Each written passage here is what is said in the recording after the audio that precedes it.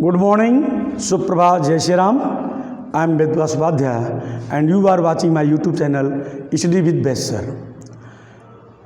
कहते हैं एपीजे अब्दुल कलाम ने कहा है कि अगर आप अपना भविष्य नहीं बदल सकते तो अपनी आदतें बदलिए, क्योंकि बदली हुई आदतें आपका भविष्य बदल सकती हैं। अगर आपको जीतना है, जंग जीतना है, अगर आपको अपने जीवन में महान बनना है, कुछ हासिल करना है, सफलता प्राप्त करनी है, तो आपको कंसंट्रेट होना पड़ेगा, अपने मस्तिष्क को केंद्रित करना पड़ेगा। किसी ने कहा है नदियों को बहने के लिए तट की जरूरत नहीं होती, नदियों को बहने के लिए तट की जरूरत नहीं होती, सच बोलने के लिए शपथ की जरूरत नहीं होती। योद्धा जीत लेते हैं अपना युद्ध, उन्हें जंग जीतने के लिए किसी रथ की जरूरत नहीं होती। तो जो योद्धा होते हैं, जो विजेता बनते हैं, उन्हें कोई प्रॉब्लम, कोई समस्या उनके मार्ग में रोड़ा नहीं पैदा कर सकती। जैसा कि पिछले वीडियोज में आपने देखा था, प्रेजेंट परफेक्ट टेंस तक हमने आपको बताया था। आज पास्ट परफेक्ट टेंस की बारी है। पास्ट परफेक्ट टेंस का अनुवाद बनाने के लिए सबसे पहले हम सब्जेक्ट को लिखते हैं, फिर सहायक क्रिया हैड आती है, फिर वर्ब की थर्ड फॉर्म आती है, फिर ऑब्जेक्ट, फिर अदर वर्ड आता है। जैसा कि आप जानते हैं कि पास्ट परफेक्ट में दो तरह के वाक्य होते हैं। एक होता है सिंपल सेंटेंस, जिसमें एक क्रिया होगी। एक होता है मिक्स्ड सेंटेंस, जिसमें दो क्रिया होती हैं। फार्मूला सेम होगा, अगर एक वाक्य है तो यहीं तक काम करेगा, और अगर उस वाक्य में अगर एक क्रिया है तो यहीं तक आएगा। अगर उस वाक्य में दो क्रिया है तो यह पूरा यहाँ तक आएगा। अगर वाक्य में बिफोर शब्द आता है तो सबसे पहले जो बनाते हैं वह हम आप जानते हैं पास्ट परफेक्ट टेंस से बनता है, और बाद वाला जो काम है उसको हम बनाते हैं पास्ट इंडेफिनिट टेंस में। आइए इस पर हम डिस्कस करें। धोबी के आने से पहले वह कपड़े धो चुकी थी। कौन काम पहले हो रहा है? वह कपड़े धो चुकी थी। इसको हम पहले बनाएंगे तो हो जाएगा she had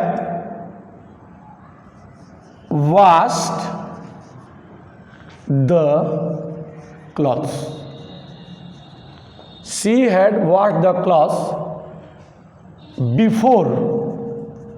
before the washerman came. Before the washerman came. जो आश्रित उपवाक होगा, जो सबऑर्डिनेट क्लॉज होगा, वह आपका पास्ट इंडेफिनिट बनता है, और पास्ट इंडेफिनिट में सब्जेक्ट के बाद वर्ब की सेकंड फॉर्म आती है। जो काम पहले होता है वो आपका प्रिंसिपल क्लॉज, उसको हम पहले लिखते हैं, और जो काम बाद में होता है उसको हम बाद में लिखते हैं, वह पास्ट इंडेफिनिट में बनता है।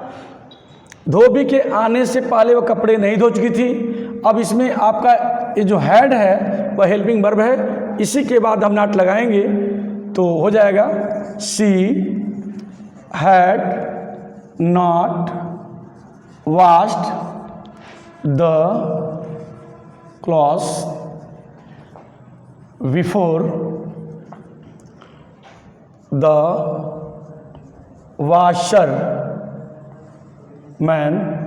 came। क्या धोबी के आने से पहले वो कपड़े धो चुकी थी? इस हैड को बाहर निकाल लीजिए, हो जाएगा had she washed the clothes before the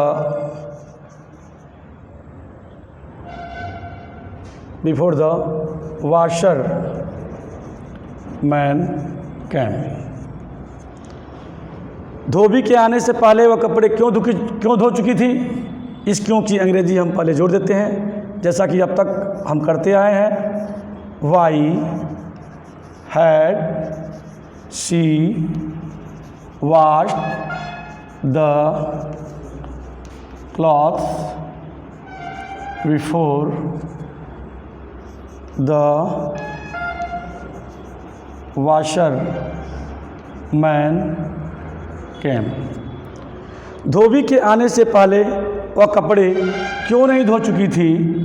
अब जानते हैं कि सब्जेक्ट के बाद हम नॉट लगाते हैं, इसमें सब्जेक्ट सी है तो हो जाएगा why had she not washed the clothes before the washerman came। यह हो गया आपका अनुवाद, ट्रांसलेशन। एक का 5 वाक्य। धोबी के आने से पहले वह कपड़े धो चुकी थी। धोबी के आने से पहले वो कपड़े नहीं धो चुकी थी। क्या धोबी के आने से पहले वो कपड़े धो चुकी थी। धोबी के आने से पहले वो कपड़े क्यों धो चुकी थी। धोबी के आने से पहले वो कपड़े क्यों नहीं धो चुकी थी। यह 1 का 5 हो गया। अब पैसिव पर चर्चा कर लेते हैं। पैसिव का जो स्ट्रक्चर है, सबसे पहले हम सब्जेक्ट को लिखते हैं, उसके बाद सहायक क्रिया हैड बीन का प्रयोग करते हैं, फिर वर्ब की थर्ड फॉर्म आती है, ऑब्जेक्ट से पहले हम बाई जोड़ देते हैं। अब जैसा कि आप जानते हैं, इसमें जो काम पहले होता है, यानी कि जिसका अनुवाद हम पास्ट परफेक्ट टेंस में बनाए हैं, हमको मतलब उतने से ही है। जैसे मैंने शुरू में कहा था, एबी से पीवी में सिर्फ हम उन्हीं वाक्यों को बदलते हैं जिनका वर्ब ट्रांजिटिव होता है, अर्थात जिसमें कर्म आता है। सकर्मक क्रिया वाला जो सेंटेंस होगा उसी का हम पैसिव वॉइस बनाएंगे। अब इसमें देखिए, यह सब्जेक्ट है, यह वर्ब है और यह ऑब्जेक्ट है। अब हमको बस इतने से ही मतलब है, बाकी जैसे है वैसे ही वह उतर जाएगा। तो जब हम बनाएंगे तो ऑब्जेक्ट को सेट बनाते हैं, यह हो जाएगा द क्लॉथ। अब जब ऑब्जेक्ट को हम सब्जेक्ट बना लिए, जब हमको सब्जेक्ट मिल गया तो सीधे हम फार्मूला में आएंगे, स्ट्रक्चर में आएंगे और इसको लगाते जाएंगे। सब्जेक्ट चाहे सिंगुलर नंबर हो चाहे वो प्लूरल नंबर हो, हैड बीन का ही प्रयोग होना है। The cloth had been, verb की third form washed by, she को बदलेंगे तो बाई हर हो जाएगा, बाई हर। और बाकी before the washerman came वैसे ही यहाँ लिख देते हैं, before the washerman came. अब निगेटिव में, जैसा कि आप जानते हैं, सहायक क्रिया हैड बीन है। इसमें हैड के बाद और बीन से पहले, यानी कि दोनों के बीच में हम नॉट लगाते हैं तो हो जाएगा the cloth had not been washed by her before the washerman came, before the washerman came. इसका इंट्रोगेटिव देख लीजिए। फिर वैसे ही हैड को हम बाहर निकाल लेते हैं तो हो जाएगा had the cloth been washed by her before the washerman came. यहाँ क्वेश्चन मार्क लगा देंगे। जब इंट्रोगेटिव वर्ड वाक्य के बीच में आता है तो उसकी अंग्रेजी को हम इसके पहले जोड़ देते हैं। इस सेंटेंस में धोबी के आने से पहले कपड़े क्यों धो चुकी थी, क्यों है, हम वाई को पहले लिखेंगे, फिर बाकी सब बिल्कुल वैसे ही उतार देंगे। Why had the cloth been washed by her before the washerman came question mark. और लास्ट, धोबी के आने से पहले वो कपड़े क्यों नहीं धो चुकी थी। जब वाक्य आपका इंट्रोगेटिव निगेटिव होता है तो हम उसमें कर्ता के बाद नॉट लगा देते हैं। इसमें नया वाला कर्ता हमारा ये द क्लास है, द क्लोथ्स, इसके बाद हम नॉट लगाएंगे तो हो जाएगा why had the clothes been washed by her before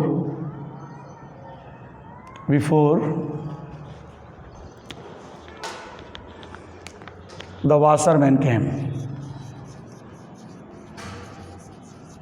Washerman came. अब आपने देखा धोबी के आने से पहले वह कपड़े धो चुकी थी। She had washed the clothes before the washerman came. The clothes had been washed by her before the washerman came. धोबी के आने से पहले वह कपड़े नहीं धो चुकी थी। She had not washed the clothes before the washerman came. The clothes had not been washed by her before the washerman came. क्या धोबी के आने से पहले वो कपड़े धो चुकी थी। Had she washed the clothes before the washerman came. Passive हो जाएगा had the clothes been washed by her before the washerman came. धोबी के आने से पहले वह कपड़े क्यों धो चुकी थी। Why had she washed the clothes before the washerman came. Passive why had the clothes been washed by her before the washerman came. और लास्ट में धोबी के आने से पहले वह कपड़े क्यों नहीं धो चुकी थी। Why had she not wash the clothes before the washerman came. इसका पैसिव हो जाएगा। इसमें जो न्यू सब्जेक्ट है, जिस ऑब्जेक्ट को हमने समझ बनाया है, उसके बाद नॉट लगा देंगे। Why had the clothes not been, sorry यहाँ लगाए नहीं है, मिस्टेक हो गया है। Why had the clothes not been washed by her before the washerman came. Past perfect tense को थोड़ा समझना, और वैसे तो मैंने जनरल में बता दिया, लेकिन ये थोड़ा डीप है, इसके लिए मैं अलग से वीडियो डालूंगा और आप उसका अनुवाद देख लीजिएगा, प्लेलिस्ट में आपको मिलेगा। पहले मैं इसको फिनिश कर लूँ, इसको और डिटेल बिल्कुल पास्ट परफेक्ट टेंस भी आपको बहुत ही आसान ढंग से मैं पढ़ाऊंगा, समझाऊंगा।